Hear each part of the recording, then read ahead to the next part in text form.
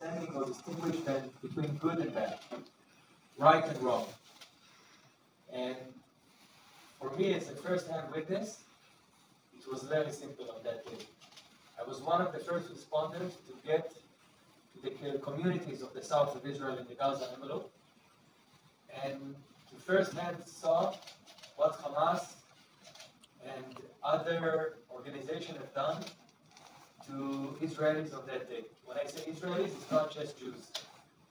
It's Muslims, it's Christian communities, it's kids from the Nova that are mixed between so many different nationalities. And I saw firsthand the pure barbarism that was acted against us. Now, I have to say that whatever Hamas had done on that day, it was not a crime just against Israelis. It was a crime against Jews in general, and more than that, it was a crime against humankind.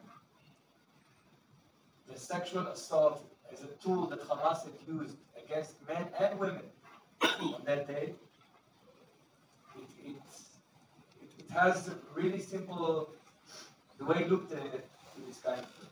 It's good or bad. It's right or wrong. And after witnessing it, I made a promise for myself. And it's the same promise that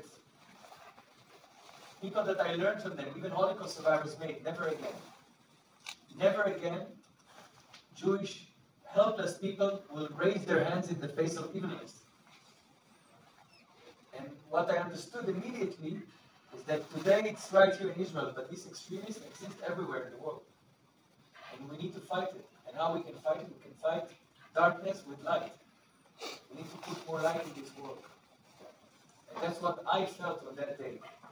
Even though it was daylight, I got there in the morning. I felt I'm in the most deepest darkness in the world. And if I could bring a tiny light into the situation I was in, this is a good blessing. And that's what both my friend Remo and myself have done on that day. And that's what made me create this film that you just saw, all of you. I didn't want to be lonely in this experience of a survivor. I'm not calling myself a survivor, you know why? Because I carried weapon with me. I had the ability to defend myself and other helpless civilians against those murderers and killers. So I'm not a survivor.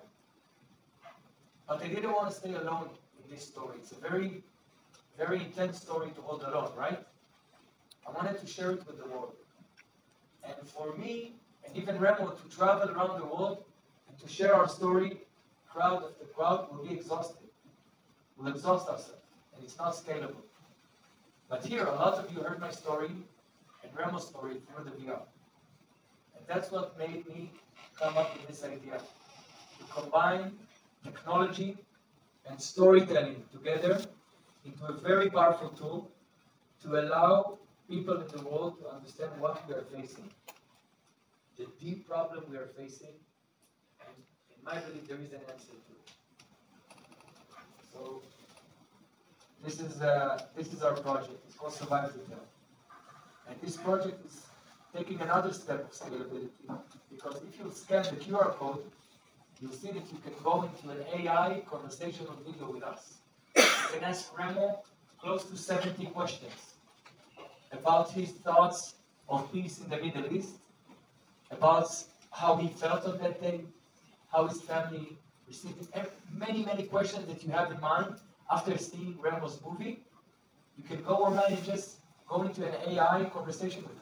Same with me, and same with Ophir that got kidnapped to Gaza when he was 17 years old with his girlfriend and her father.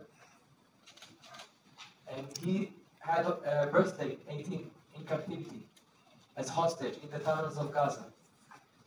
And luckily he was released to share his story. And Mazal, she's Ethiopian Jew, after her best two friends executed in front of her eyes, their only crime is they came to celebrate, to have fun. That's the only crime they've done.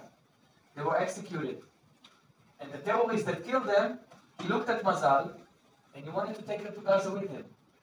So he hit her back of her head with a rifle, and he He started to drag her. He tied her leg with a rope and started to drag her. And if you look into Mazal's story, she'll tell you everything. And you'll be able to ask her questions about how she survived. And the same with Milet.